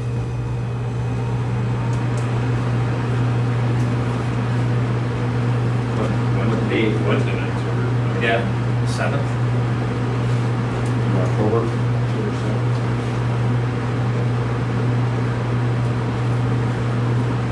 That has to be posted. What time do you wanna do that one? 7 o'clock? 7 works. Is there a topic specific? I Comp put plan, road, fee schedule and. road responsibilities I put in there too. You got this list? All of those? No, just, Go with the 3 I was bullets. thinking the 3, the road, the comprehensive plan rework, just what do we want to have them look at? The fee schedule and just discussion on retaining a financial advisor. And there's one right in front of you there. There's one close to the top. And we'll save the road agreements and road priorities until after we have our road review on the 24th. So, Comprehensive plan fee schedule. and financial advice. Yep. And if I could just ask Doug, maybe, well, it'll be part of the working meeting, but get some, see if there's any history as to what we've been pulling in for these fees and how much it's been costing us to pay our professionals. I mean, are we raking in a ton of money on these fees, or are we just breaking even? That's all I'm asking. I don't need to know now. We're just blowing it away on $75 fees. Well, I'm talking these, you know, like Jesse came in here the other day, Yeah, $500 per lot. yeah. I mean, it takes a little more to look at 20 lots, but not much more than looking at 3 lots, I'm guessing.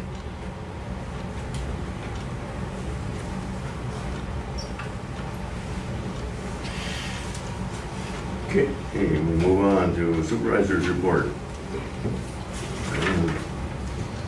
Mr. Oh. Gooden.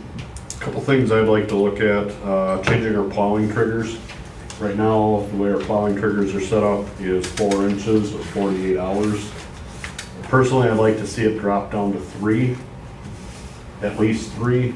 A lot of my triggers are 2-inch when I go pushing. Just with our roads, if we give it 48 hours or 4 inches, we get a lot of 2-inch stuff that gets packed and packed and packed. And I don't know what you guys thought this year, but I thought the roads dried out a lot faster and firmed up more because we didn't have the buildup on it. So the roads then in turn dried out. I guess that, then the other thing, I don't know if you want me to take the reins on it, but trying to figure out who's got responsibility for what roads this winter with the plowing, whether it's county doing this one, whether it's city doing that one. Usually it's about the 3rd snowfall before we figure out who's doing what roads, and I guess I'd like to get that out ahead of time, prevent any phone calls. I did meet with the city, so I know which ones they're, I know which ones they're. Which ones they're doing? Okay, so we'll just have to orchestrate. The other thing is, this is just going out to the public. Last couple of years, I've done a Facebook post, just kind of, plow truck's planning on going out at 2 a.m., guys. If you don't see him, he's on the roads. Is that something we should continue to do, or should we just let everybody guess when the plow trucks are coming? I mean, it's, for the most part, it's been very receptive and everybody's appreciative of it. That, okay, here's when we're sending the plow trucks out. We actually have a plan together, not, did snow enough, so guess we're not getting plowed this round. I personally think it's a good idea to put it out there. And if it's inexpensive and it's, It doesn't cost anything and but it's short 5 time minutes. for you, it doesn't hurt anything being out there. So Yeah. it's just, it tells us guys, yep, township knows it's snowing, you know. Yeah, So I mean, you get a lot, you know, you get some flack, why aren't they plowing here? That's city. It's surprising how many people don't know they live in the township. I think it had a lot of phone calls to me away last winter when you were posting it, so I'm all for it. Did you get a lot of calls on snow? I didn't last year, but previous years, sometimes. We didn't get a lot, I don't know what the history was, I don't know how That's to true, compare it yeah. to, Yeah. but it didn't seem to me like there were a lot of calls Yeah. on it. Now, when you talk about what's city and what's county, doesn't the county take care of county roads? There's, Residents don't know. well, there's certain roads that intersect with township roads, and there's a trade-off, even years we do it, odd years county does it, type of deal. Was it County Road 1 up here? Not 70th Street, or, All right up here? Yeah. That's bogus and us. oh, yeah, because, I mean, there's some of us that are, I thought there was a couple roads that were shared responsibility. The Now, city. Isn't that more with Baldwin? No, there's one, like the city, 33rd, they'll do the north-south road, so they'll do 30th, they'll do 33rd, or 82nd, and they'll do 90th, and we do 33rd, east and west. That's what the city, and there's some other ones, but we take care of those on the 40th. The idea then would be to write up how that plan looks, and then we could post it on the web. Yeah, and that's what our road plan, or our road agreements is gonna cover. That's the first one, Okay. general maintenance, and then we're gonna work also repair type stuff into that road agreements. But by dropping the snow plowing at least an inch, I don't think we're gonna have as much ice built up either.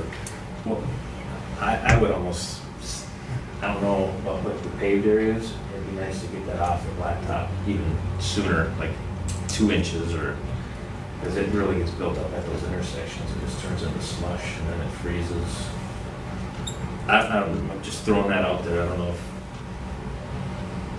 I mean, we've gone, historically, it's been 4, that's, Can we look at where Bill's been doing some of his road counting, look at some of them roads where they got a higher road Traffic count and maybe drop those down, maybe like he was saying, go to 2 or 3 inch, you know, trigger on those roads. I mean, if you got one road that's got 20 cars a day on it, does it have to have a 3 inch No, trigger? no. You know, so I mean, maybe we could look at some of that. some high traffic count areas. Yep. Can you use some insight into that? Well, When did you guys trigger it? in Sherburne County, there was, if it was starting to snow, we went out. One of the main reasons was we had $4 million in trucks and stuff. And if somebody got hurt on the road and all our trucks was sitting in the shed, it gave their lawyer way too much to work with. So ours was kind of more of a liability call, but we had an unlimited budget when it comes to snow and salt and sand. Because the money always showed up. I mean, the budget said this much, but if you got more snow, more salt turned up. So really, if it started snowing at all in Sherburne County and we were in the shop, trucks went out the door. Did you notice any extra wear on the asphalt if you're only plowing 2 inches or 1 inch or slush? Or You know, I don't think we saw that much extra. I mean, if it was just snowing, you didn't drop your belly blade because there was nothing to scrape yet. But our big thing, our concern wasn't the longevity of the surface of the road. It was to get the road clear because people were driving 60 miles an hour. And we even had a county commissioner whose wife got killed in a car accident on a slippery county road. So it kind of made us all aware that we're gonna hit the roads. And a lot of times it was very frustrating because it was just the dust. But that's what we got paid to do, so. So there was no trigger. If it was snowing, off we went. Thank you. I say, we've got our policy is, I don't know if it's up there, but it's posted in the office, you know. Change your policy or? I think we change, I don't know, just going in 1 year, let's drop it to 3 and go from there. Is it back there? Can we at least look at it and see what?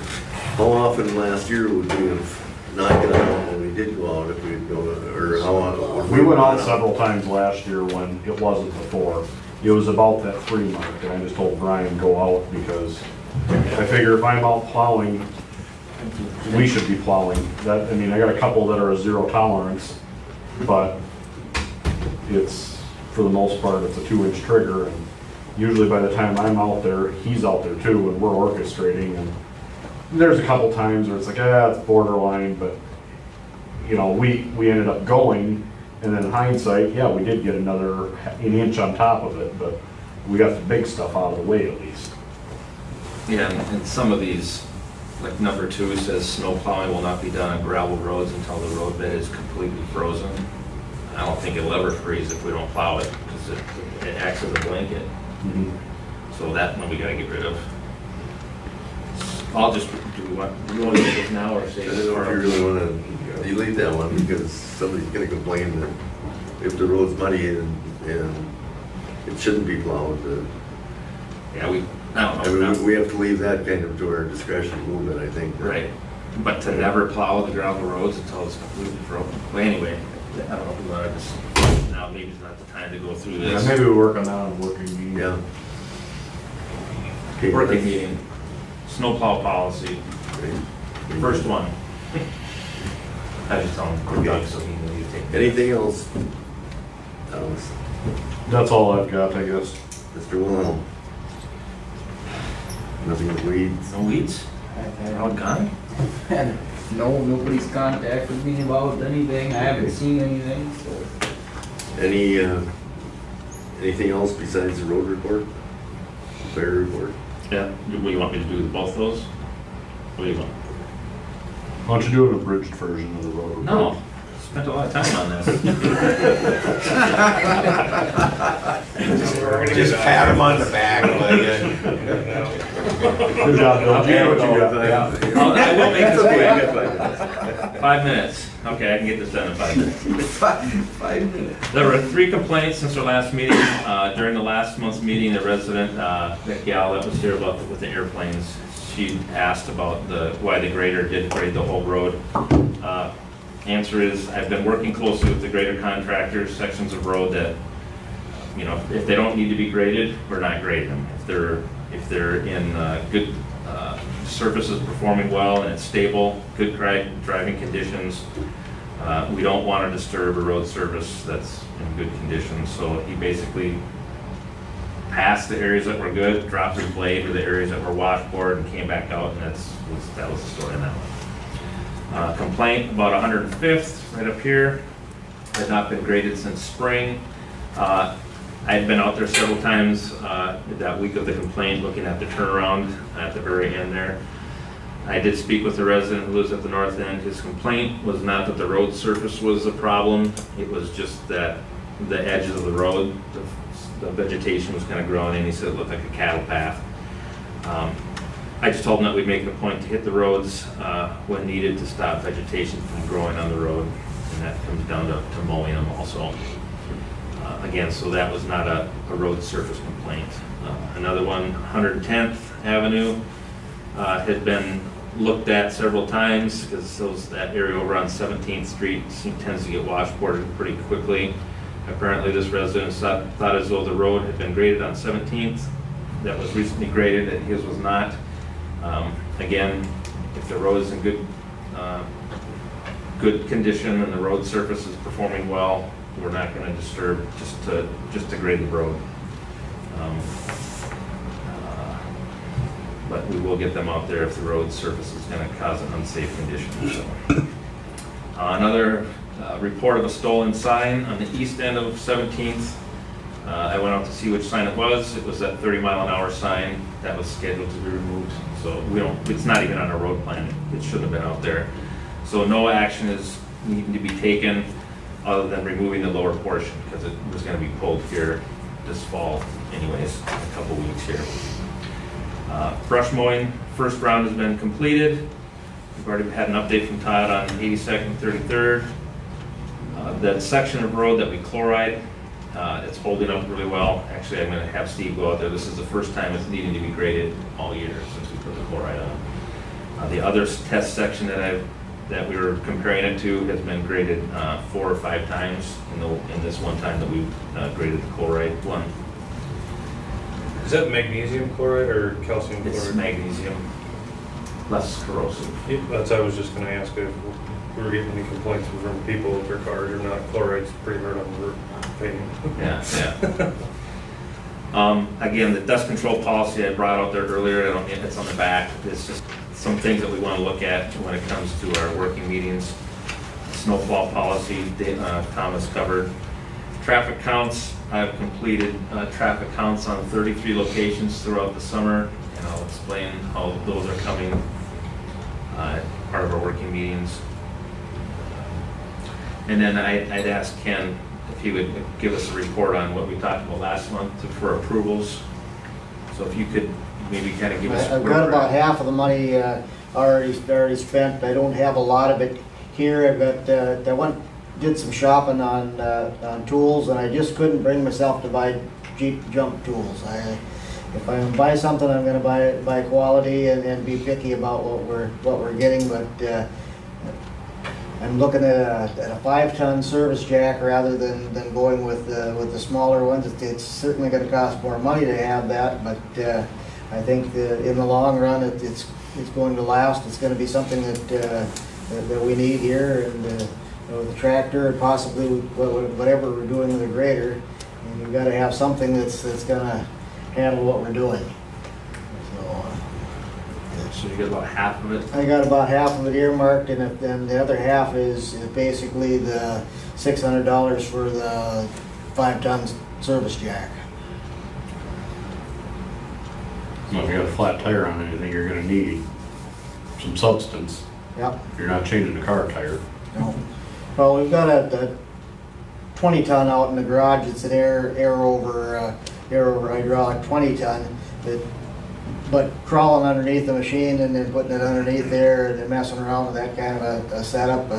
And some of this goes along with the AWARE program too. If we're going to have a jack that picks up 20 tons, we got to have jack stands that are going to be equal to what we need for our equipment. And that's some of the stuff that I didn't really add in on it because that's kind of the AWARE program items. By the end of the year, are we going to be able to say we're compliant on it? Oh, absolutely. And if there's anything that we're doing different than what we're doing now, like guys out brushing, they'll have all the proper equipment that they need. I didn't want to just go out and buy one size fits all for when you're spending $100 on a set of chaps for somebody that's going to be brushing. If they're going to be tripping over it because they're too long, you kind of bought the wrong thing. So. Thank you. All right, thanks. And then the last thing I had for the road report is just some proposed improvements and maintenance. We've got 3 turnarounds. 30 seconds, Bill. Oh, I wasn't doing all the talking. He was doing something. 6.5 minutes already. So, Who's counting, right? the north end of 105th, we just got some small tree removals. We'd like to add some rock gravel to stabilize the area. That's about $1,200. The west end of 70th, which we share with Bogus, minor excavation, rock gravel for stabilization, and that cost will be split with Bogus Brook. So they'll pick up $600 for that one.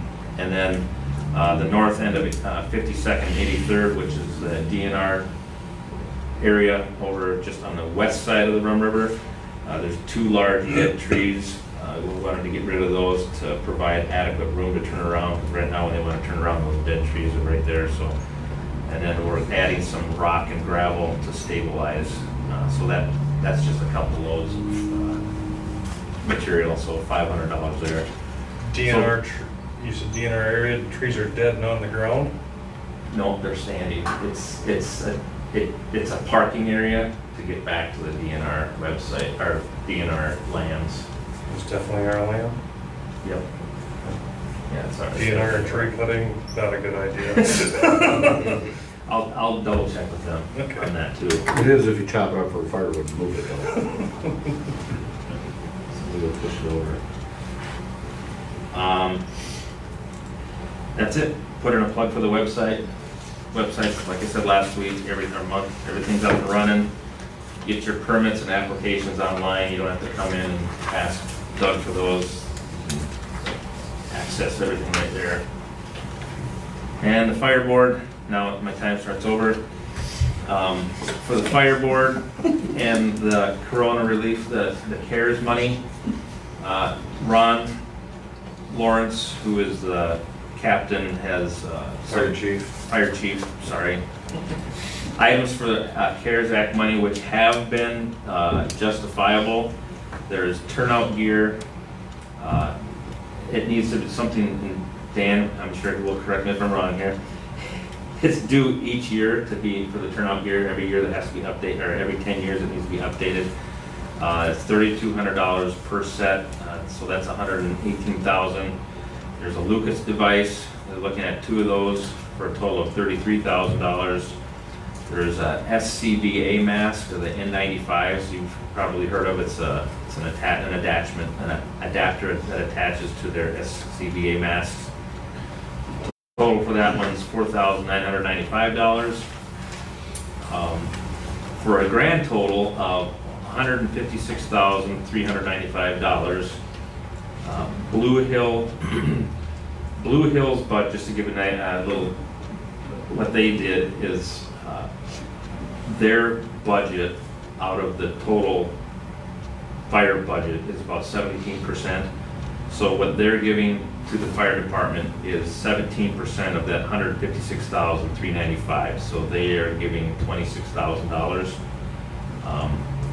Princeton, when I asking him, he says Princeton's about 18.7% of the total budget. Princeton.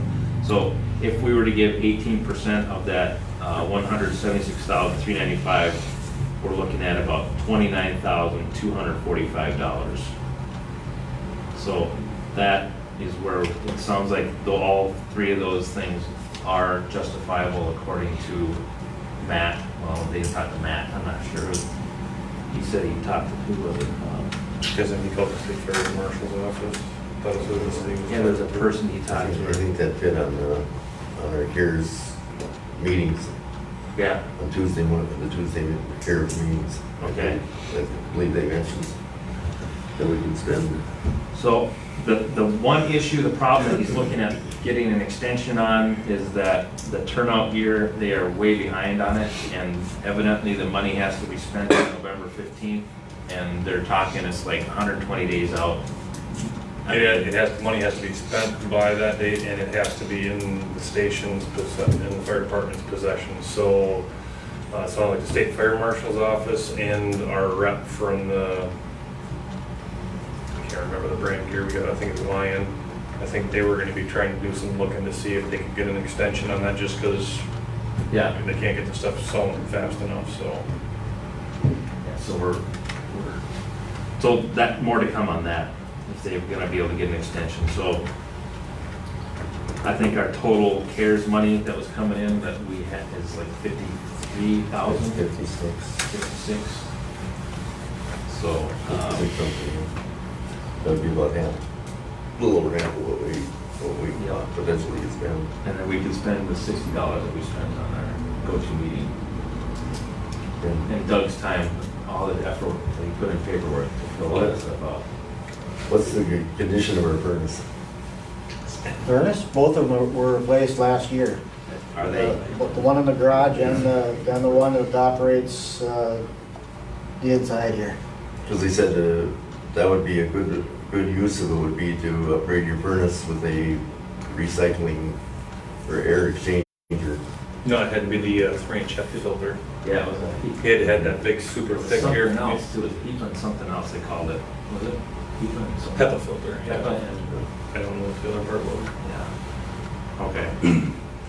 But if our furnace were on its last legs, that would be a, No, it was just replaced in last 2 years. It was replaced. So I know this is gonna sound kind of weird since I am on the fire department, but if we're not gonna spend all that money and it is a justifiable expense and we can give more than just our 17 or 18%, I mean, that turnout gear, like I say, that'll restart our time clock on that. That's gotta be switched out every 10 years to, meet NFPA standards. So if we're not gonna spend it all versus sending it to the county, why not send it down there, and if they can update fire gear, that just starts the clock over, so we don't have to look at another expense or them coming in and saying we need another 3 or 5% increase or whatever, like they did a few years ago. Well, and I know he did mention something about their response vehicle, the lead. I'm against that. Huh? I'm against that. Yeah. What about utilizing some of that CARES money to the businesses that have been affected by this shutdown? you can't do that. You can't do that? You can do grants. Okay. It was- It's not very simple. It's really, And if I were a business, you're gonna have the government looking at everything that you did for the last, they didn't say, but I wouldn't want anybody looking at it. No, I'm just trying to, it's not just the bars, I mean, it's, there's other. those Tuesday meetings, they really Yeah. pretty much said don't do it because they're gonna find a loophole 2 years from now. And then they're gonna come back to the township and demand the money back. Sure. And if it's not budgeted, now we gotta come up with something. Yep. They were really against grants, Okay. unfortunately. So they said it. Yep. Thanks, Don. Any other I don't know if I can answer any questions, but we'll get to that. Dan and I will work with, I'll keep you guys updated on whatever gets for the CARES stuff here. And then we'll have to decide if there's somewhere else we can use it within the township. I don't know. Kenny, you've been working at the Elam Home, and is there anything here that, the only thing that I was kind of considering is is some form of acrylic shields for the people that are gonna be doing, you know, basically all the way around where you guys are sitting there for I the. called them spit shields last meeting. And For voters, for the- actually, we Yeah, probably. well, for all of the election judges and everybody behind it, because they had a heck of a time lining up at election judges this year because people are afraid of getting the virus. I think we actually have to have those out. I mean, just, I mean, I can see it would take That about was the recommended. 30 lineal feet I of think it's plexiglass. Maybe it wasn't long. It could be supported right off the ceiling track and it didn't come down, but I don't know what the cost of that is now compared to what it was when. Last time I looked, a 4x8 sheet of plexiglass and ours was like $90. Yeah, it's. I bought a bunch for Elam, but that was, look at what lumber's gone up, so that. I have seen those that are just on a plexiglass platform in the store. Have you seen those? Yep. I can check with a couple of the cities that have bought them and see where they We got have them. this one that the county gave us. So, but these are a lot simpler. Yeah, I was These looking are just if we had to heavy do something, maybe plexiglass. go get some 2x2s or 2x3 or whatever and, you know, run a saw blade down the center of them, give a little groove for them to sit in and, Bill's a good carpenter, I've been using his tools. yeah. I'm serious about the saran wrap, man. Two by twos, wrap it around a couple times, you're done. Is that $5? That would be way too much common sense. I know, it sounds like a joke, but I'm not. That probably should be something we should look into is getting some kind of plexiglass. Probably gonna need to get that figured out here real quick. Mm. We got an election coming We got up. everything. In case you guys haven't heard, there's an election coming up. 50 days, 48 days. Whatever it is. Township election. Well, I could do some shopping and get some numbers for you. You have somebody running for mayor? Is that? I think so. Okay. You're way over You here, done? 5 minutes, you're done. I could be a Two lot 5 quicker. minutes and you're over. Gene? Airport Commission, our meeting Thursday because our meeting was scheduled for last night and the mayor and the city administrator both had a conflict, they were doing interviews. So our meeting is Thursday night, so I can't tell you anything about what's happening at airport. City Planning Commission, because of the calendar, their meeting is next Monday. So I can't tell you anything about what's happening there.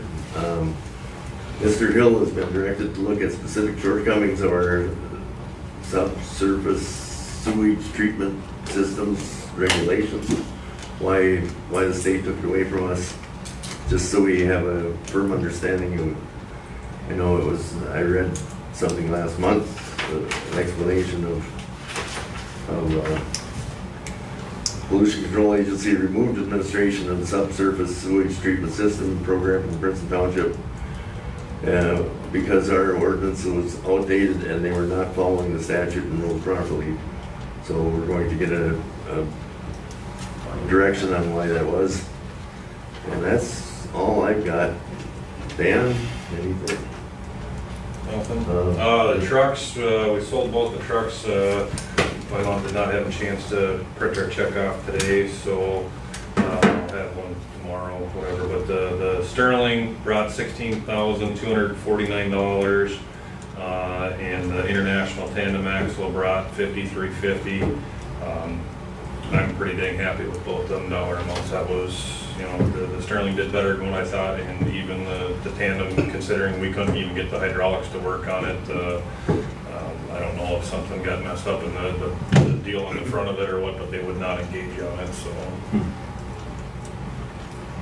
And as far as being able to give a contribution to Hillers for all the work they did on getting those, I think we'll have to have our attorney look at that possibility. I was being a smart ass when I made that comment to you. I don't want nothing.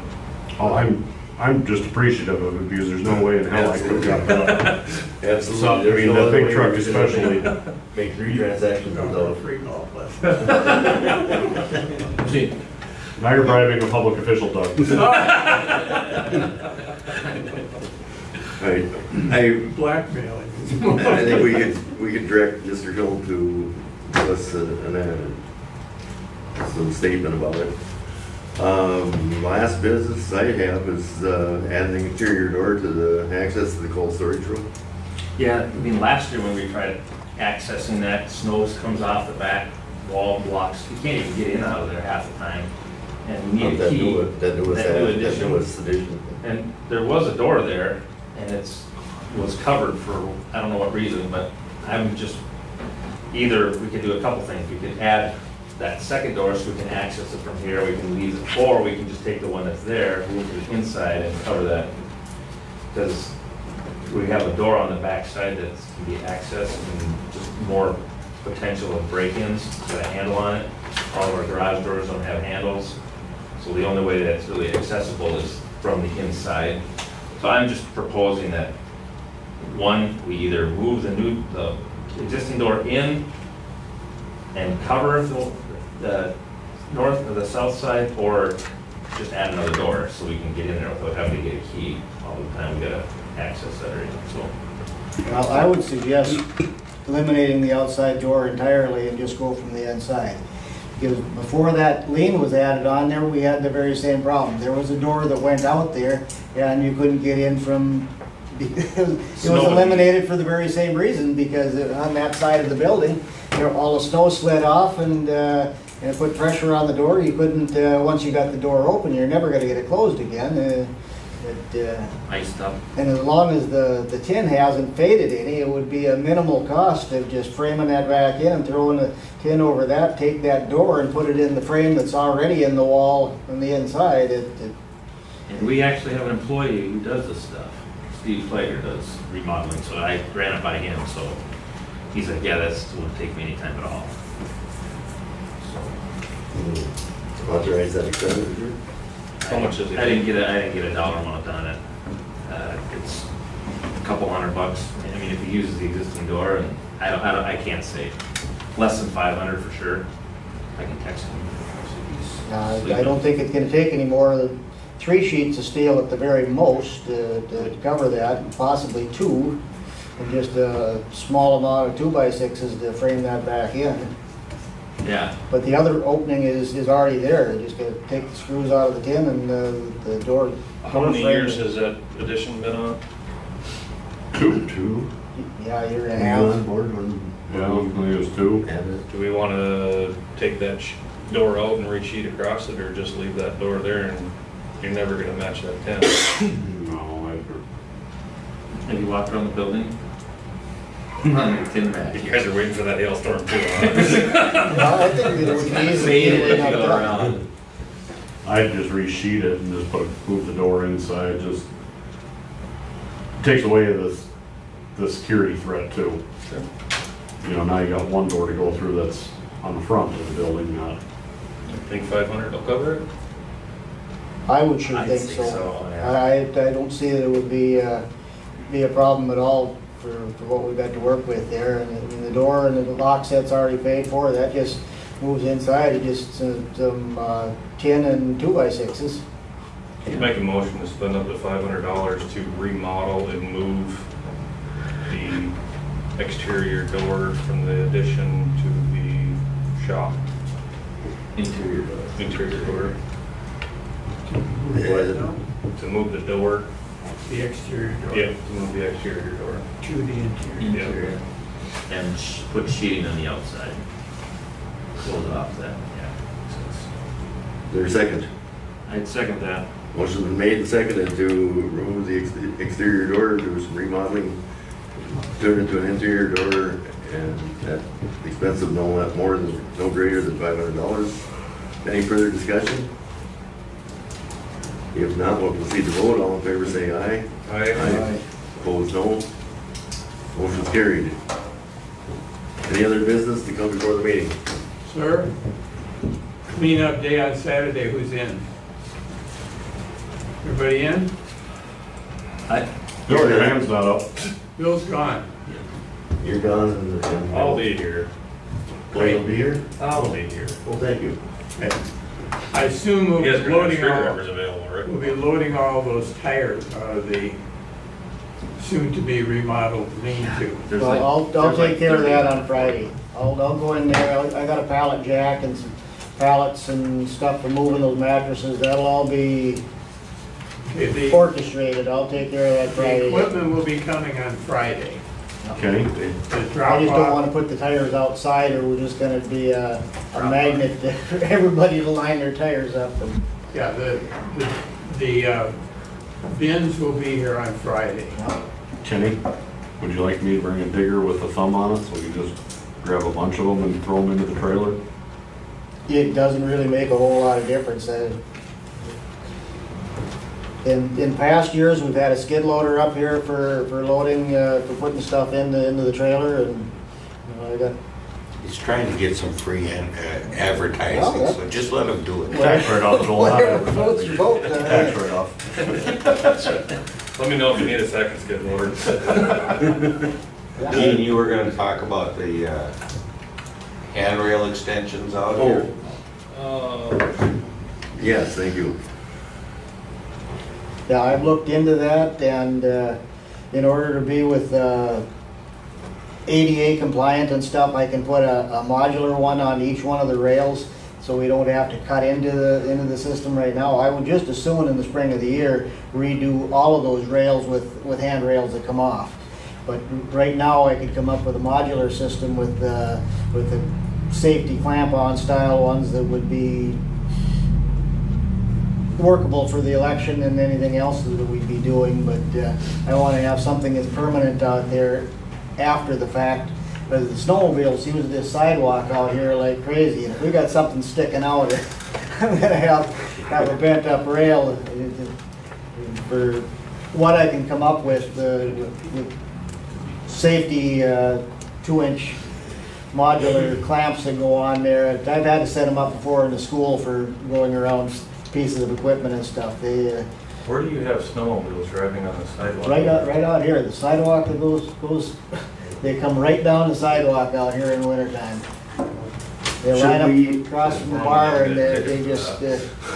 Should we have yellow with black stripes?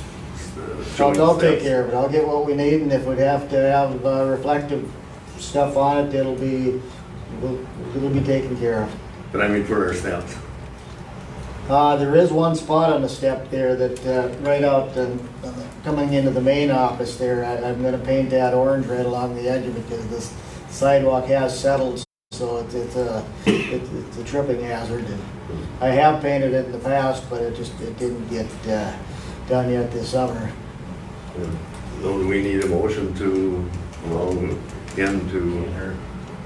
That's just plain maintenance is all that is, but I just wanted to bring it up. I wanted to get these things done out here, but they gotta be with ADA compliance.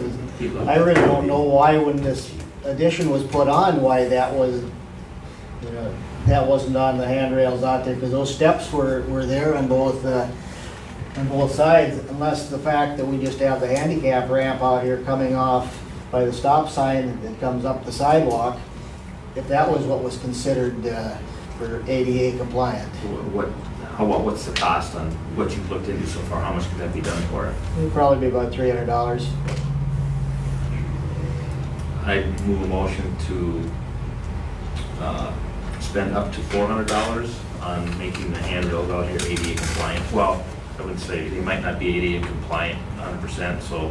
Well, Just say put a grab rail. Yeah, grab rail. yeah, there'll be something on there, and it'll be substantial. It isn't going to be, they'll be within the compliance of the height and everything of what they're supposed to be. I'll second that motion. Any further discussion? Two oldest guys on the board made that, you know that, right?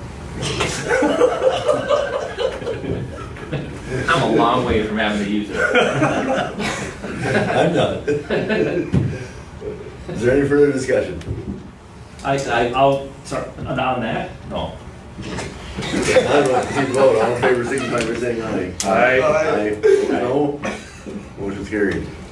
One other thing, I got a text asking, is would somebody, a supervisor, or we could call Todd, asking if there's a supervisor that's available to do a pre-con meeting out of the Silver Lake Oaks project, because they want to get going on start down those roads. And the power company has dropped an earlier deadline on it, and they want to beat the frost. So I'm not able to make it to the meeting, so is there somebody else who would be willing?